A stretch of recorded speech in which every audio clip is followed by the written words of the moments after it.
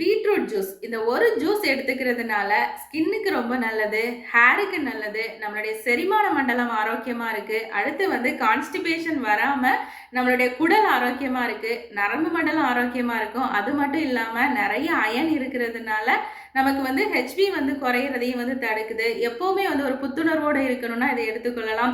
அடுத்து வந்து உடலுக்கு வந்து ஆற்றல் அள்ளி கொடுக்குதுனால கண்டிப்பா அதை மிஸ் பண்ணிடக்கூடாது. ரத்த ஓட்டத்தை வந்து சீராக்கி பிளட் ப்ரெஷரை வந்து கம்மி பண்ணுது அப்படின்னா அந்த ஜூஸை கண்டிப்பா வந்து மிஸ் பண்ணிடவே கூடாது.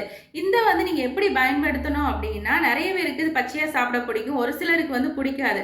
அப்ப அதை வேக வச்சு அதுக்கப்புறமா அதை அரைச்சி அது கூட கொஞ்சம் லெமனும் கொஞ்சம் உப்பு மிக்ஸ் பண்ணி குடிக்கலாம். அப்படி இல்லைன்னா வெறும் பீட்ரூட்டை மட்டும் நீங்க கட் பண்ணி நல்லா மிக்சியில் அரைச்சி வடிகட்டி அதை வந்து எடுத்துக்கொள்ளலாம். இந்த பீட்ரூட் ஜூஸை பொறுத்த வரைக்கும் காலையில் வந்து வெறும் வயிற்றில் எடுத்துக்கும் போது தான் இதனுடைய ஆரோக்கியம் முழுமையாக நமக்கு கிடைக்கும். ஸோ அதனால் வெறும் வயிற்றில் வந்து நீங்கள் கண்டினியூஸாக எடுத்துகிட்டு இருக்கும்போது நிறைய வித்தியாசத்தை வந்து நீங்கள் பார்ப்பீங்க.